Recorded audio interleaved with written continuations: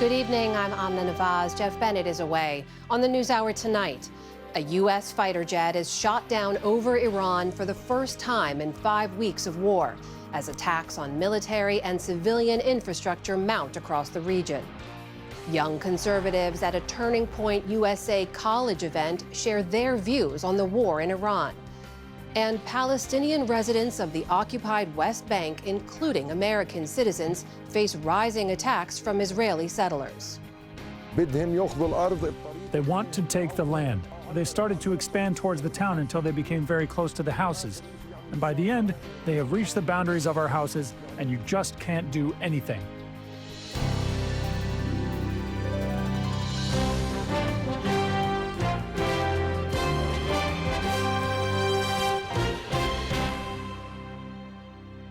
Major funding for the PBS News Hour has been provided by... On an American Cruise Line's journey, travelers can experience the coastal heritage of the Southeast U.S. and the Gulf Coast. Aboard our fleet of small cruise ships, travelers can explore the historic towns, like Charleston and Key West, while experiencing the local customs and cuisine that define the Southeast Coast. American Cruise Lines, proud sponsor of PBS News Hour. The William and Flora Hewlett Foundation, for more than 50 years advancing ideas and supporting institutions to promote a better world, at hewlett.org. Friends of the News Hour, including Jim and Nancy Bildner, and the Robert and Virginia Schiller Foundation. The Judy and Peter Bloom Kovler Foundation, upholding freedom by strengthening democracies at home and abroad. Certified financial planner professionals are proud to support PBS News Hour. CFP professionals are committed to acting in their clients' best interest. More information at letsmakeaplan.org.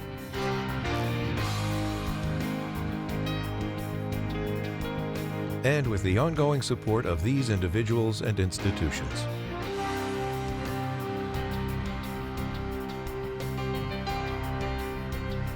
And friends of the News Hour.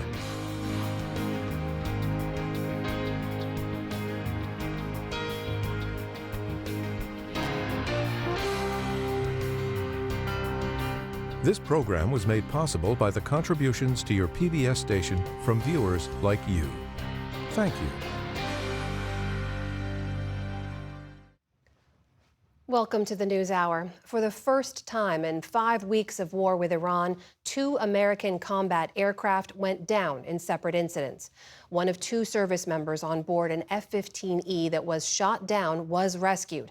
But a military official tells the News Hour the whereabouts and status of the second crew member is either unknown or hasn't been disclosed.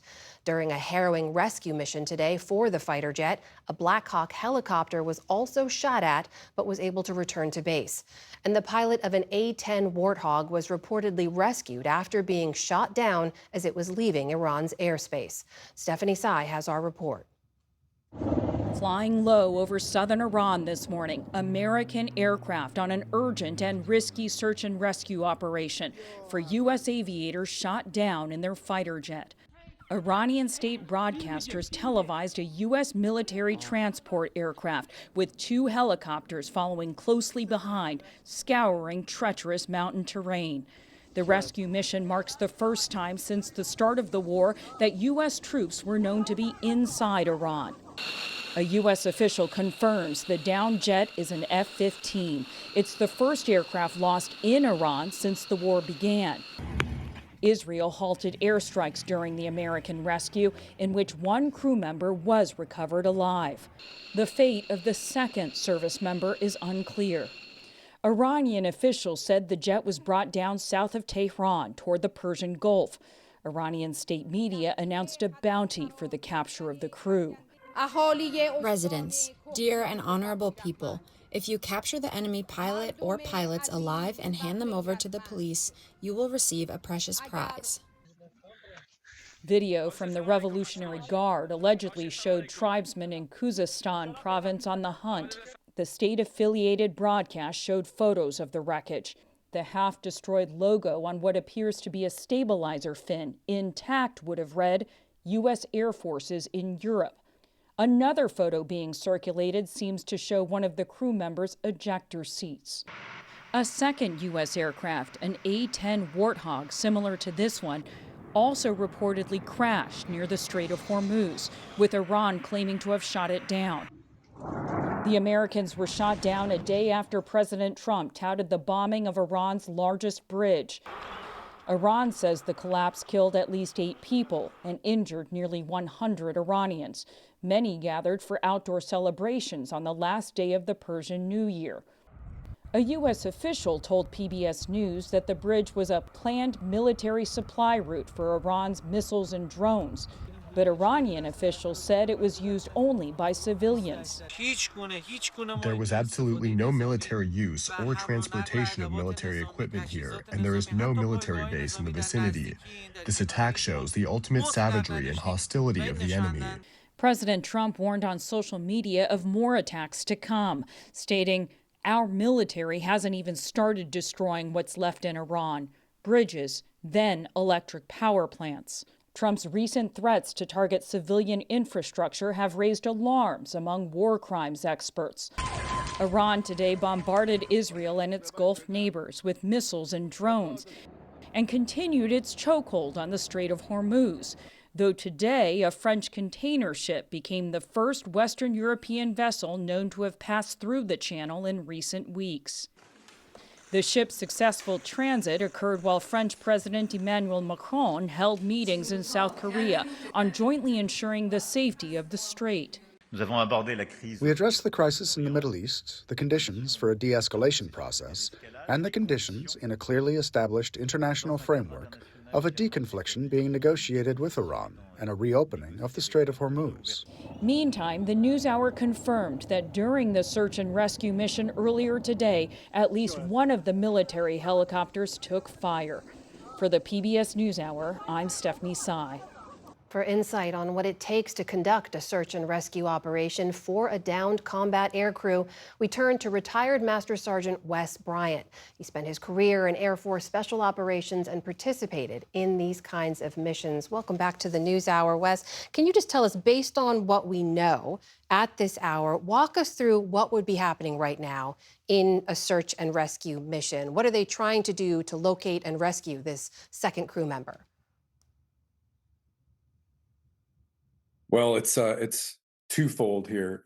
Obviously it's prioritizing all assets available. That's not just all air assets, but all intelligence assets and anything we have potentially on the ground. Iranian sources, for example, people that are pro, U.S. causes here, to locate this downed F-15 aircrew member. And then secondarily, it's ensuring that we have protection of air assets that are going to push into Iran. I mean, what we've seen here is clearly the collapse of what we call air superiority.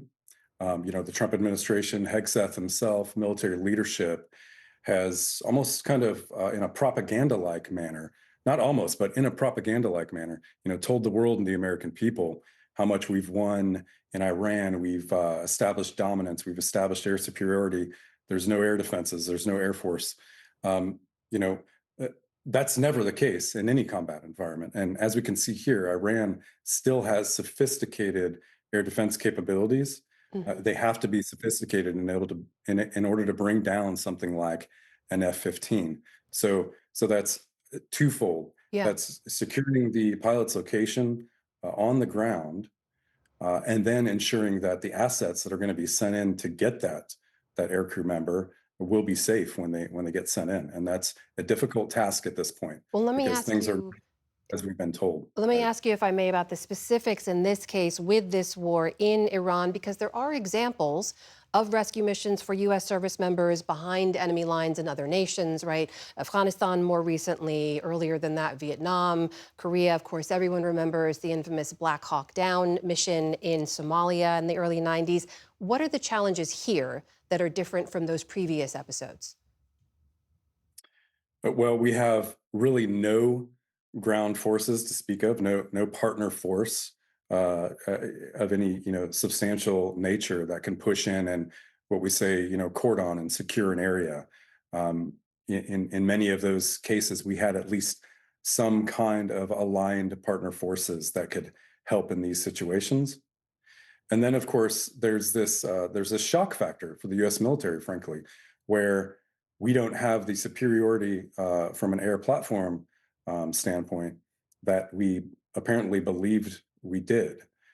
So now getting forces in, getting those ground components in, which are going to be a lot more at risk, in low-flying helicopters, those can be shot down with rocket-propelled grenades, for example, even rifles at times. So you don't need sophisticated air defense assets to shoot these troop carriers down.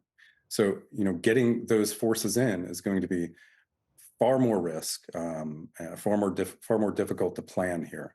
We see the Iranians, of course, offering a reward for the capture of this U.S. airman. If that ends up happening, if the service member ends up in the custody of Iranians or in the Iranian regime, what would that change? What does that mean for the landscape moving forward? Well, the Trump administration here, Hegseth himself, really our senior military leadership have presented really an utter failure to foresee the implications of this war. I mean, it's an illegal war. They have not foreseen the impact to regional partners here, the global instability, the regional instability, the energy crisis itself. That's one problem of many. And then, most importantly, the incredible risk, the undue risk to U.S. forces here. And so, I would hope that Iran wants to keep this aircrew member safe for sake of, ethics and morality and adhering to Geneva Conventions. My guess would be that they want the leverage, and that will be incredible leverage because, the U.S., for better or for worse, we have a very low tolerance for U.S. casualties, and especially for U.S. Prisoners of war in the hands of a regime like the Iranian regime. That's going to be a whole lot of leverage against the Trump administration, unfortunately. And the most important part here is that we get, our airmen back safe and sound. In the minute or so I have left, you mentioned how this is a bit of a revelation in terms of what it shows us about Iran's existing capabilities. They were able to shoot down an F-15. It looks like also that A-10 Warthog. They shot at a Black Hawk helicopter that was able to return safely to base. Does all of this and could all of this change the U.S. war effort moving forward? How operations are planned and carried out? I certainly hope so. It absolutely should. There should be a pause to operations. Typically with downed aircraft, downed crew members, there will be a pause, sometimes theater-wide, and all assets, all priorities are put to that recovery effort. But there should also be a pause and a reassessment of, what we call risk to the force, to U.S. forces, versus risk to the mission. The U.S. has bombed so many targets in the last few weeks. Making the decision to just continue forward and continue a strike campaign with a risk that we haven't properly assessed yet to our armed forces would be, frankly, just incredibly irresponsible at this point. So I hope there is a halt and a reassessment strategically and operationally here. That is retired Master Sergeant Wes Bryant joining us tonight. Thank you so much for your time. We appreciate it. Thank you.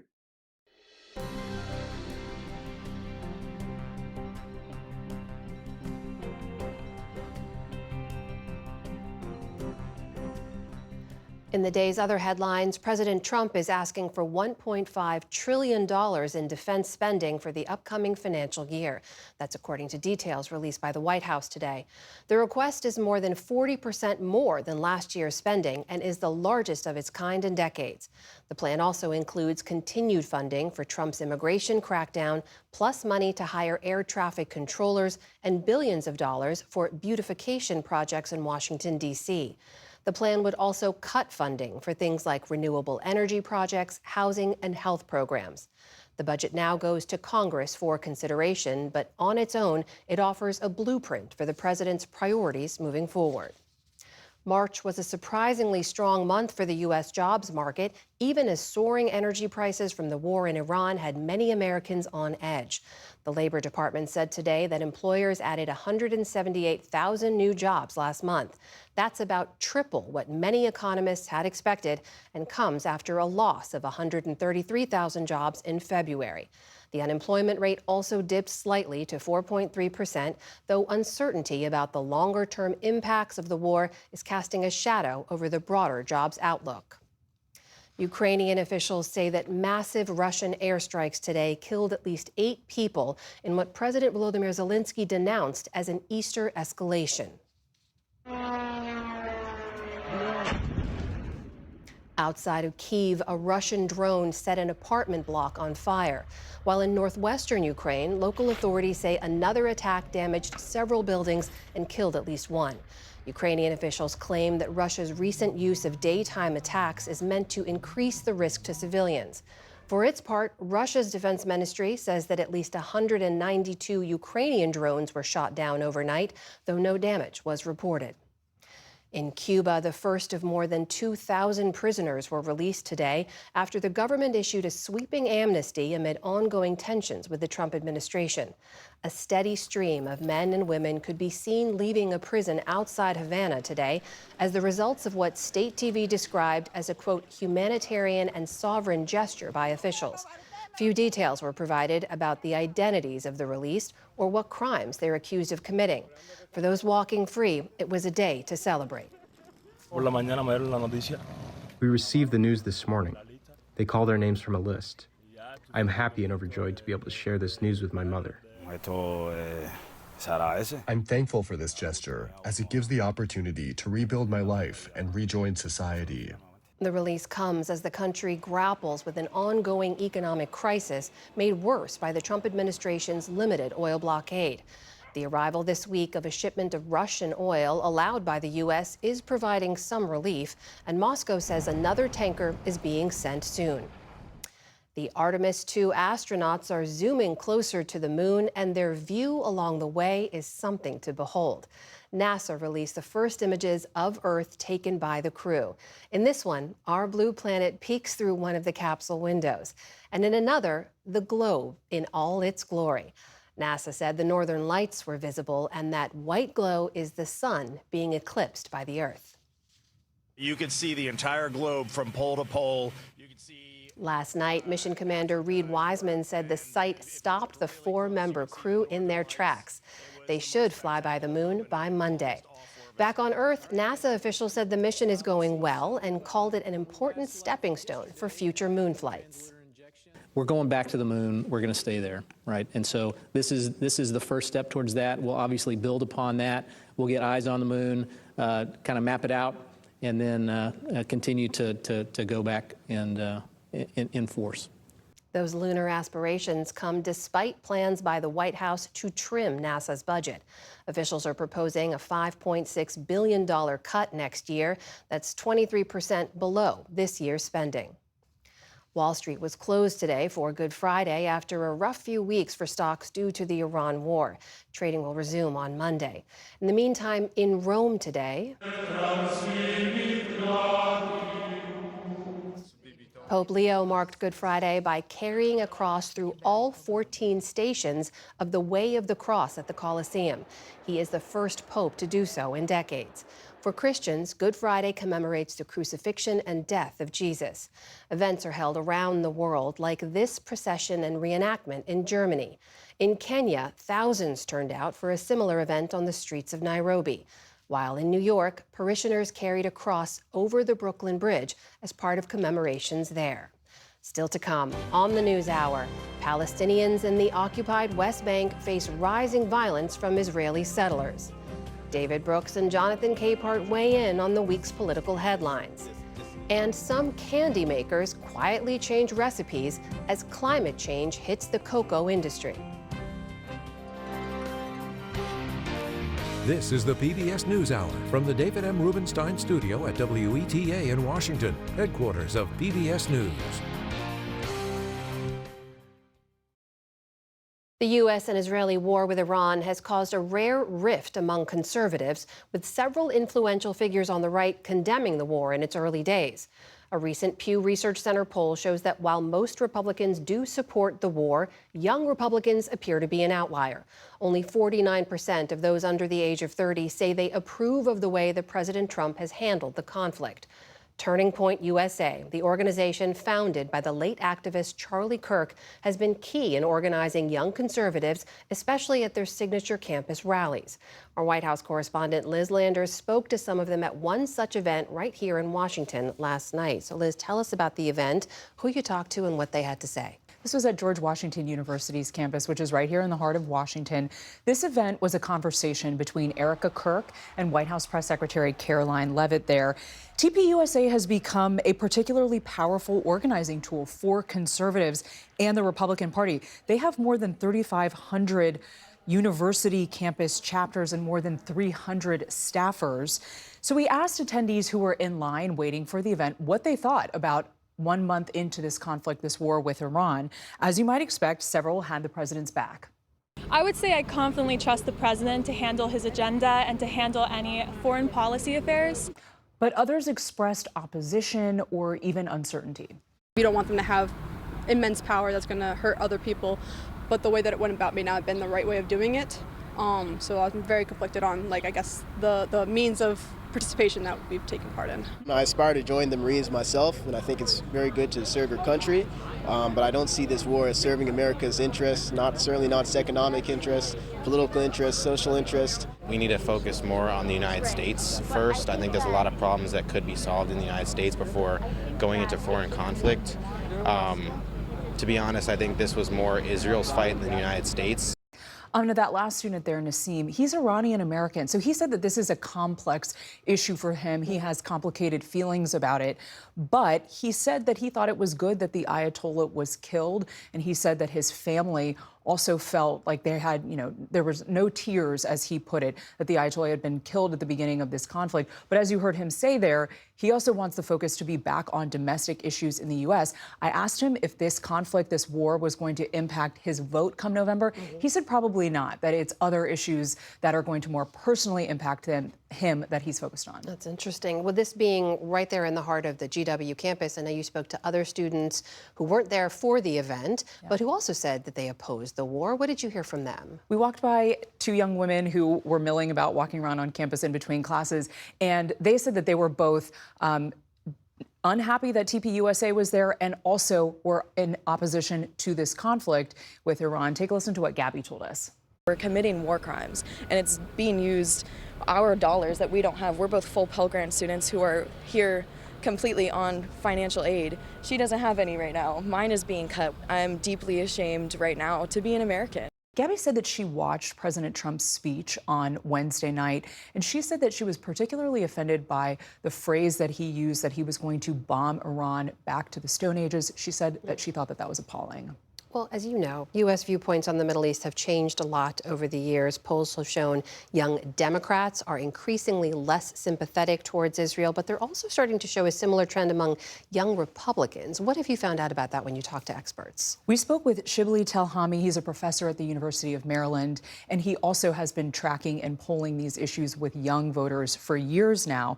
He points to the war in Gaza in 2023 as a real important timestamp for when these shifting views on Israel started to come to more of the forefront, especially with Democrats and also these young Republicans. Listen to what he told us. We've seen the gap between younger and older Republicans became huge, particularly in terms of justifying what Israel was doing in Gaza. And that has increased of late, particularly with regard to the Iran war, in large part because many of the podcasters and the commentary on the right, particularly the America First movement, have been highlighting the link between the Israeli aim to have war with Iran and the causes for the war, the U.S. going to war. He attributes these shifts in attitudes for young Republicans in particular to two different things. He says, first of all, it's about the anger of the United States supporting Israel in that Gaza conflict starting several years back, that started during the Biden years, honestly. Secondly, he says that the America First platform, and you heard him talk a little bit about that at the end there, that Trump ran on promoting domestic issues here in the United States and no more foreign war intervention. And that was something that we heard from young people across the political spectrum yesterday, that they believed that Trump had broken that promise, that he would not get the United States involved in any more foreign wars. Such an interesting look at how young voters are looking at this war. White House correspondent Liz Landers, thank you. Thanks.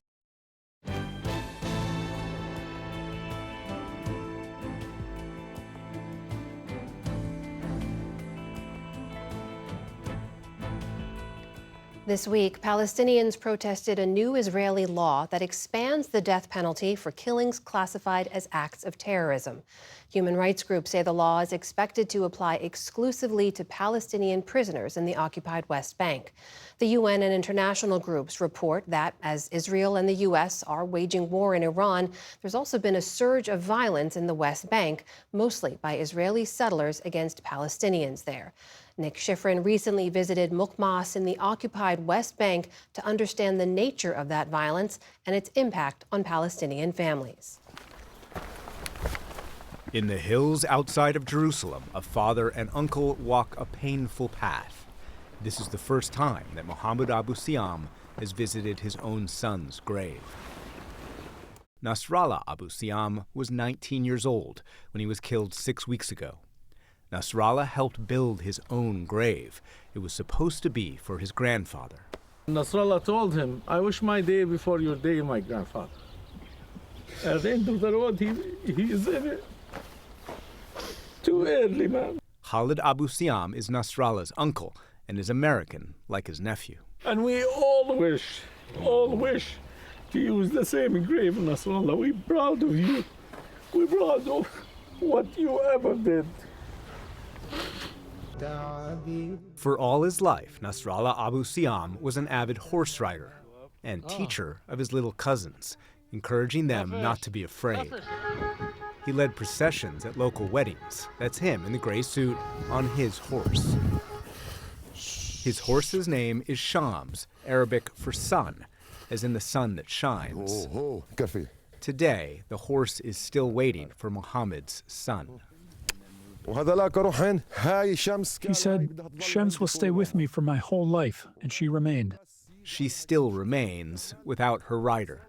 This small town is more than 80% American, but they say Israel's wars in Iran, Gaza, and Lebanon have made them as vulnerable as any Palestinians. Our people's story. You know, every day in a different town. They just don't care. Anwar Mustafa is 57 and also American. He and Nasrallah's other friends visit his grave to support a Palestinian community and family that feels under siege. Every town, they're trying to kick us out of our towns. They came to kill that day. They came to kill.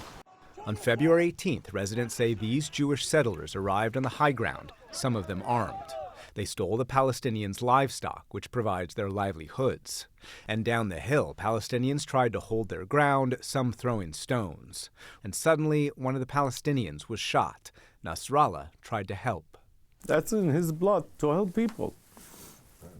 So he couldn't not to get involved. And him and a couple of guys trying to help this guy on the floor. They trying just to take him away, just to save him. And all of them get shot. In the Abu Siam family home, there is great grief. They believe Nasrallah could have been saved if not for Israeli military checkpoints in the occupied West Bank. He lost too much blood in the way. He was helpful until the last minute in his life.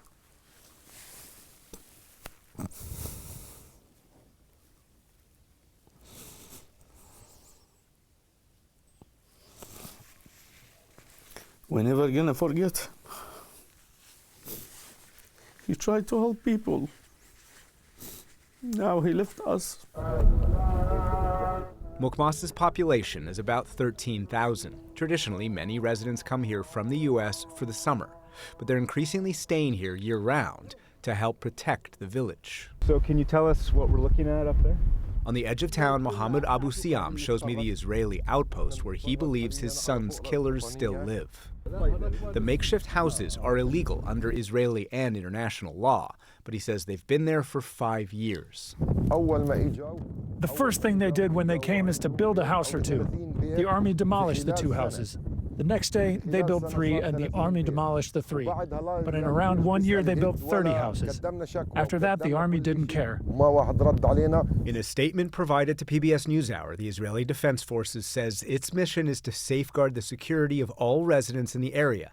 And on the day Nasrallah was killed, life-endangering stone throwing occurred, and Israeli forces acted to disperse the disturbance without firing live ammunition.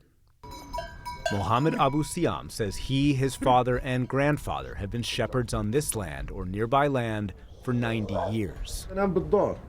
In the last few years, he's taken to sleeping in this shack next to his sheep to defend them from settler attacks. They want to take the land. If you attack them or even try to talk to them, they will immediately call for police or army, and the army will come and arrest you. So they started to expand towards the town until they became very close to the houses. And by the end, they have reached the boundaries of our houses, and you just can't do anything. The UN and international human rights organizations say settler violence against Palestinians in the occupied West Bank has been rising. The UN says already this year, settlers have displaced more Palestinians than in all of last year. And since the war with Iran began, settlers have averaged 6 attacks on Palestinians every day. The violence has spiked, especially since Hamas's terrorist attacks in Israel on October the 7th, 2023. Since then, the UN says settlers and soldiers have killed more than 1,000 Palestinians in the occupied West Bank, nearly 1/4 of them children under 18. The violence drew a rare rebuke from Israeli President Isaac Herzog, who called the attacks, quote, a shameful crime against innocence. They're talking about a handful of kids. On Fox News late last year, Israeli Prime Minister Benjamin Netanyahu argued that Palestinians attacked Israelis living in the occupied West Bank, but he also vowed to reduce settler crime. They do things like chopping the olive trees, and sometimes they try to burn a home. I can't accept that. That's vigilantism. I'm taking that out. But they claim they put a false symmetry between these teenagers and 1,000, actually over 1,000 terrorist attacks against the settlers. I'm putting a special effort to stop this vigilantism. I can't accept it, even if it's not parallel, even if it's not symmetrical. But critics call the violence state-sanctioned. Last month, 8-year-old Mustafa Odeh and his 12-year-old brother Khalid were the only survivors after Israeli border police fired at their family car. Both their parents and 2 younger brothers were killed. Last week, the Israeli parliament passed a law that expands the death penalty for killings classified as acts of terrorism that will apply almost exclusively to the Israeli military's Palestinian prisoners in the occupied West Bank. Far-right National Security Minister Itamar Ben-Gvir celebrated with champagne. The violence and displacement has helped separate and isolate Palestinian communities in the West Bank and insert Israeli outposts or illegal settlements on land that Palestinians hope will be their future state. And it's affected Palestinian communities across the West Bank, including its most rural areas. While Palestinians describe increased violence as Israel wages war elsewhere, in villages across the West Bank, including those as small as this one, Palestinians describe decades of targeting and persecution, and now violence that is unspeakable. I was 100% terrified. I thought, that's it, they will kill me. Suhaib Abu al-Kabash is still suffering from that terror. He says last month, 20 settlers attacked his village, his family, and himself. I was outside. They grabbed me inside the tent and started hitting me. They tied my legs and my hands with zip ties. They took my pants off and zip-tied my penis and started hitting me. His family, his wife and children, tied together and made to watch. And he says the settlers showed them no mercy. Everyone was beaten, except a 4-month baby girl. She was asleep, but everybody was beaten, all the children. What will they understand? What will they know about these robbers or settlers?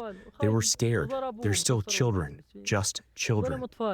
This kind of violence is obviously very personal. Why are you willing to talk about it to a reporter like me?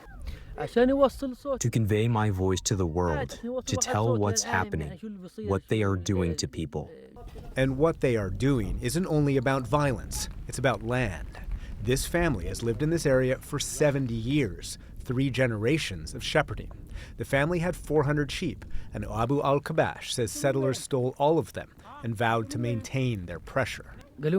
They said to us, if you will not leave from here, the next day we will come and burn you, rape your women, and we will take your children and make them live with us. But some parents' children have already been taken, and their land encroached by the very people he says killed his son. In what world does this happen? Someone kills your son and they say, hey, look at me, and he's not far from you. You see him every day. It's not leaving him alone, even too. He's coming back and forth, the same guy, same people.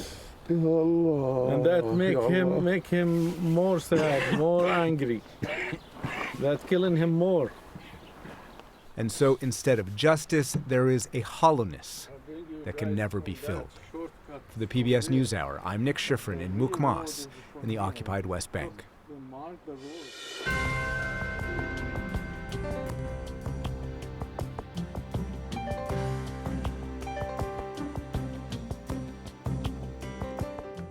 For more on the political debate over the war in Iran, we turn now to the analysis of Brooks and Capehart.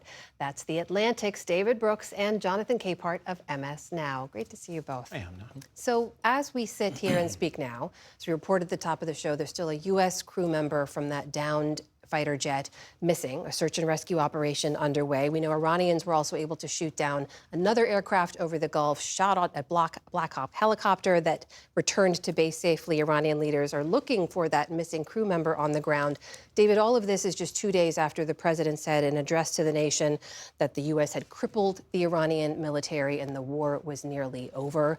What's your reaction to all of this? Yeah, there's one of the disadvantages of having a huckster for president, that he does he can't tell the American people that when you're going to war, it's horrible. And that Iran is a serious country that's been preparing for this for nearly half a century. And they're going to fight back. And they're going to make counter moves like this or like the Straits of Hormuz. To me, what happened, I've been somewhat moderately hoping there'd be some positive outcome. And I think there has been some.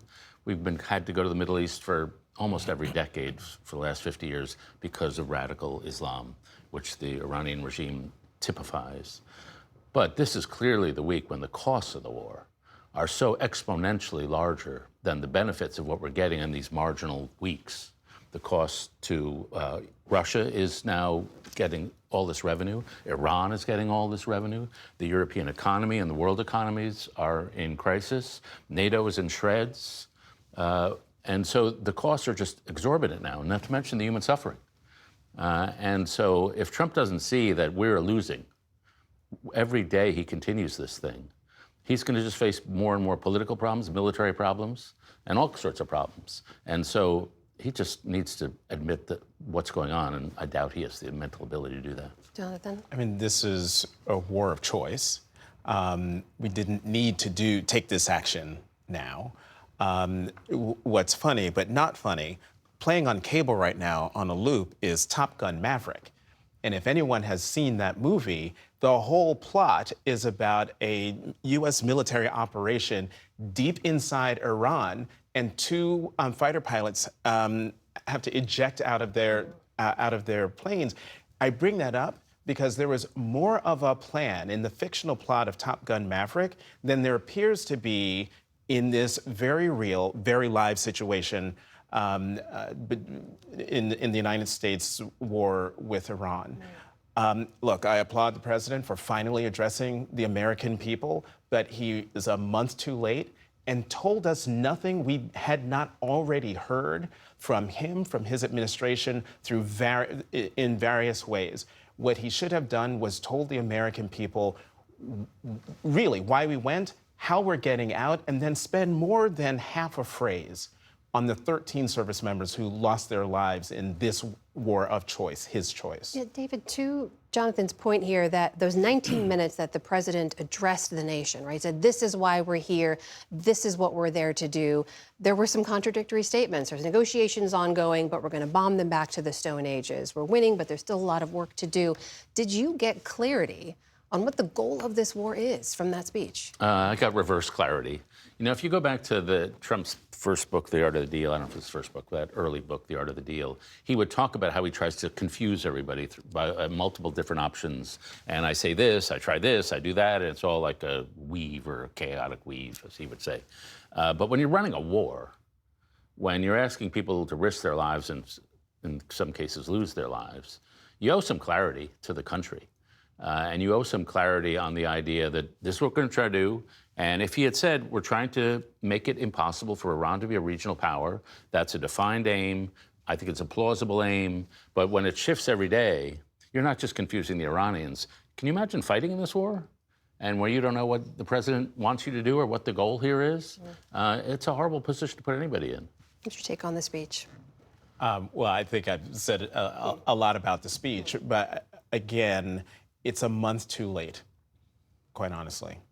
Meanwhile, of course, all of this was delivered against the backdrop of some very tough polls for the president. You've seen these. A new CNN poll this week showed that roughly 2/3 of Americans say that the president's policies have worsened economic conditions in the United States.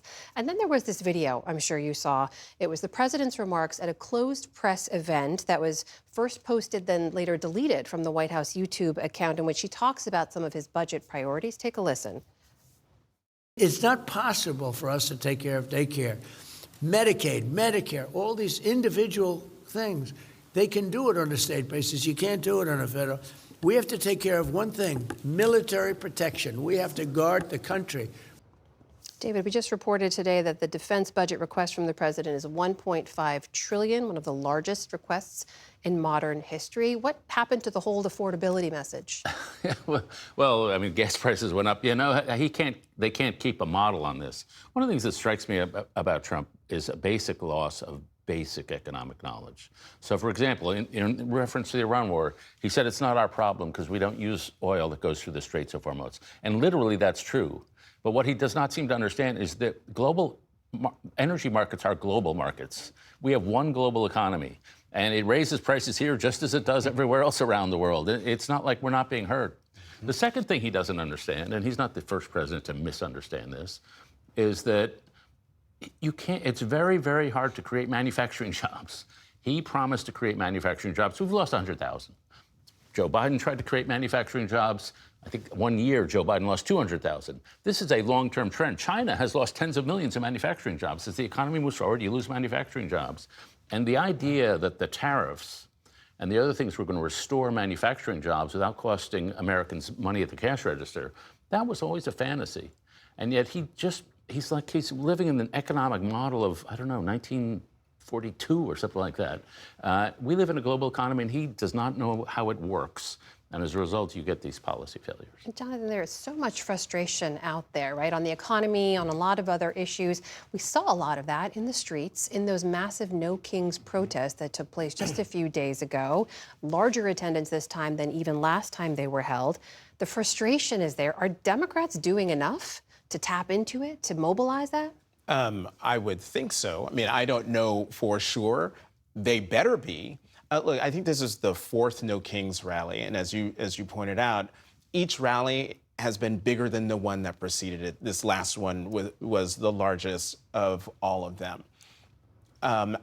Put aside whether Democrats are taking advantage of all this, what we're seeing on the streets of America are people who are angry and frustrated. Most of them are probably Democrats, but I wouldn't be surprised if there were some Republicans, if there were some people who voted for Trump who are not happy with the way he is conducting the economy, the war, the country. I mean, we're talking about a president who doesn't have any economic knowledge, or his economic knowledge sort of sits firmly in the 1980s. But you also have an administration that's filled with very rich people. Billionaires, people who are saying, one cabinet secretary said that all people needed to have was a piece of chicken, a piece of broccoli, a tortilla, and something else. You had the Commerce Secretary, who is a billionaire, say, if my mother-in-law didn't get her Medicaid check or Social Security check, she wouldn't complain. She would just wait. I'm sorry, you are living in a completely different world than the rest of America. And I think the president, by saying what he said there doesn't quite understand the people in the country that he is running. Speaking of the members of his administration, we have now seen the second cabinet member fired in a month by the president. The Attorney General, Pam Bondi, is out after 14 months in office. There have been a few names already floated as possible replacements, including the EPA Administrator, Lee Zeldin, the U.S. Attorney in D.C., Jeanine Pirro, the Deputy Attorney General, Todd Blanche, senators like Eric Schmidt and Mike Lee. David, what do you make of the decision to fire her, and who do you think replaces her? Our friend Ruth Marcus had a piece in the New Yorker today saying of all the attorney generals in the history of America, she's the worst. And that's a very plausible argument can be made. She gutted the agency. Any lawyer with integrity, or most of them, they just can't stomach this. Her handling of the Epstein files was obviously horrendous. And she was ineffective at doing the illegal things that she tried to do on behalf of Donald Trump. And so the difference with this and the Kristi Noem firing was that Noem... Former Homeland Security. Former Homeland Security. Yeah. One got the sense that Trump knew that the ICE policy had gone too far. The Bondi fire, one has the sense he believes the Justice Department and the lawfare, the prosecuting political enemies, didn't go far enough. So one assumes that he's going to pick somebody who will go farther. And that's why I would love to see a Mike Lee, for example. He is an intelligent man with an independent career. I doubt we're going to see somebody like that. I think we will see somebody wholly owned by Donald Trump who will do whatever he wants, which is to further politicize the department. Okay, the one person who, I'm saying it here right now, who will not be the next Attorney General of the United States is Jeanine Pirro. I mean, why do you say that? Famously, the famous adage is, you know, a prosecutor can indict a ham sandwich. She literally could not indict a guy who threw a sandwich, wasn't ham, I think it was salami or something, at a federal officer.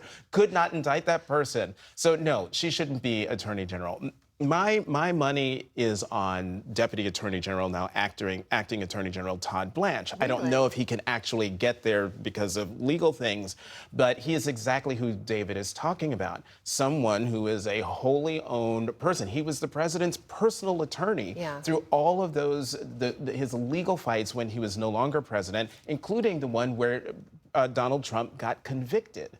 So either Todd Blanche or a member of the Senate, because those are the only two people who I could imagine could get through Senate confirmation. Well, wasn't Todd Blanche, in 30 seconds we have left, also went down to meet with Ghislaine Maxwell in prison?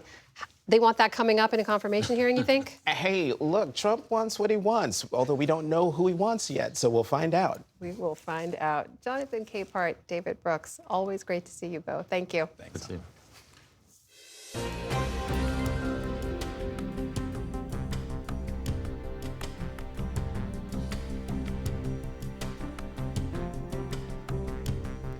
Earlier this week, the Hershey Company announced that next year it's returning all of its classic brands back to earlier milk and dark chocolate recipes, impacting about 3% of its Reese's products. The move comes amid a growing backlash over recipe changes and the use of chocolate alternatives in some of its candies. Dima Zain explores what's behind this latest battle in the chocolate wars. 1, 2, 1, 2, 3, 4. Kit Kats, I have literally eaten them my whole life. When I was in high school, I used to have one of those extra large Kit Kat bars, like once a week. I would just carry it around in my backpack. As a teenager, Hyacinth Moya had a serious sweet tooth. But these days, she's noticed a change in the chocolate she grew up loving. The main thing is that it feels really waxy. Yeah, it just wasn't the same. And it's not just Kit Kats, says Philip Dennison, a former Snickers fan from Minnesota. It's kind of the big name brands here in the U.S. Under like Mars and Hershey's. I grew up eating them back in the 80s and 90s as a kid, and the flavor profile has changed. Professed chocoholic Julia Alvarado agrees. I love Reese's peanut butter cups, all those.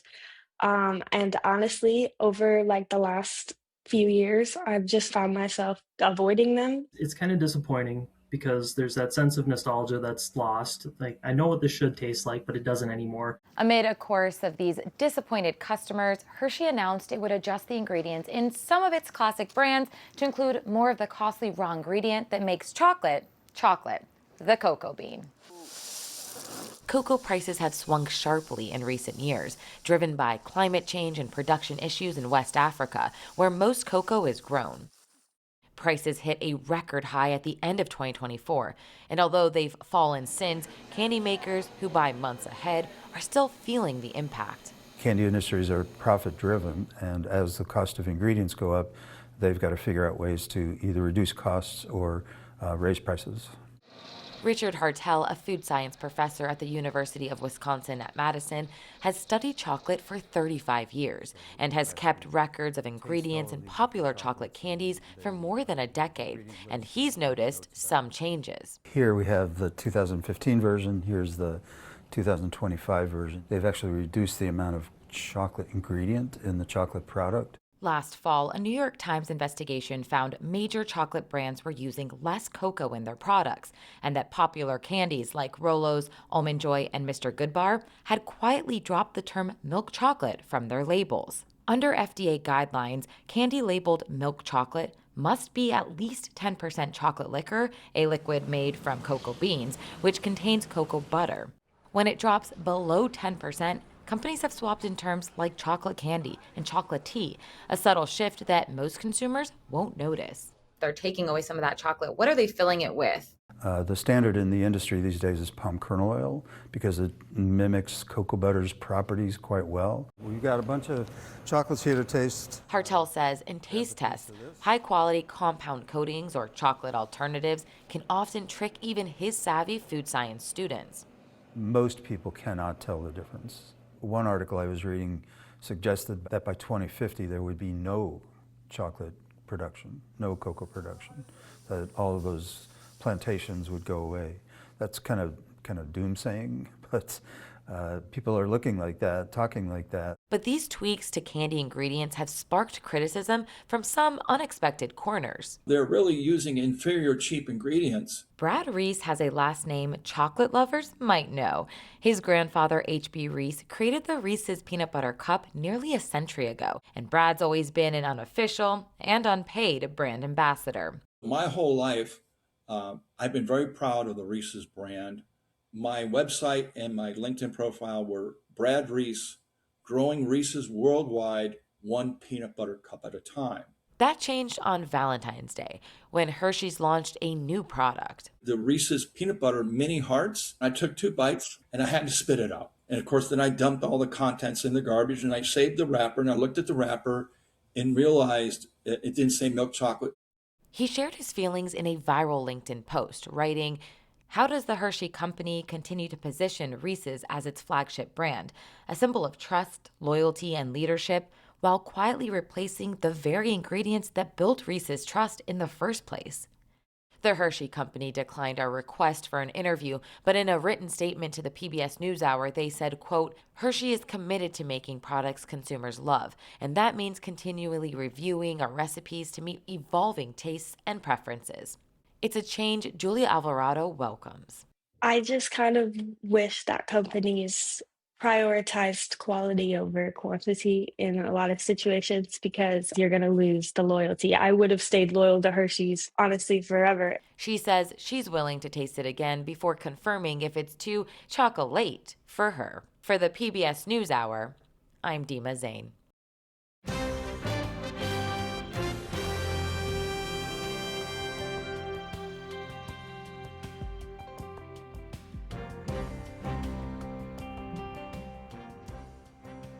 Remember, there's always a lot more online, including a look at a bill that would potentially change housing affordability nationwide. That's at pbs.org/newshour. Be sure to tune into Washington Week later tonight for a look at President Trump's shifting timeline for ending the Iran war. And watch Horizons this weekend. William Brangham explores the troubling rise of cancer in young adults and what's being done to counter it. Meanwhile, on Compass Points this Easter weekend, Nick Schifrin and his guests discuss Pope Leo's recent pointed criticism of President Trump and the first year of the American-born pontiff's papacy. You can find all of those on your local PBS station. And that is the NewsHour for tonight. I'm Amna Nawaz. On behalf of our entire NewsHour team, thank you for joining us. Have a great weekend. Major funding for the PBS NewsHour has been provided by the ongoing support of these individuals and institutions, and friends of the NewsHour, including Kathy and Paul Anderson, and Camilla and George Smith. The Walton Family Foundation, working for solutions to protect water during climate change so people and nature can thrive together. Certified financial planner professionals are proud to support PBS NewsHour. CFP professionals are committed to acting in their clients' best interest. More information at letsmakeaplan.org. Cunard is a proud supporter of public television. On a voyage with Cunard, the world awaits. A world of flavor, diverse destinations, and immersive experiences. A world of leisure and British style. All with Cunard's White Star service.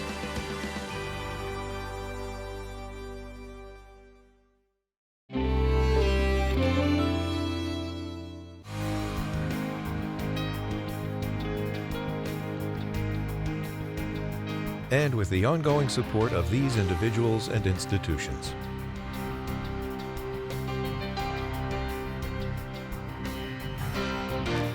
And friends of the NewsHour.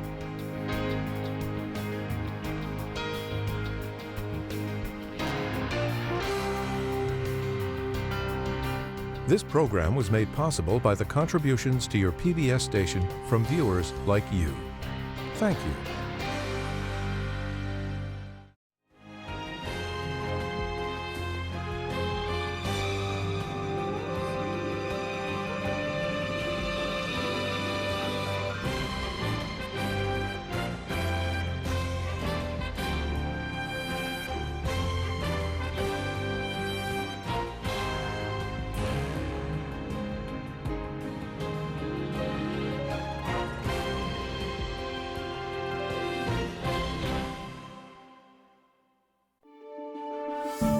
You're watching PBS.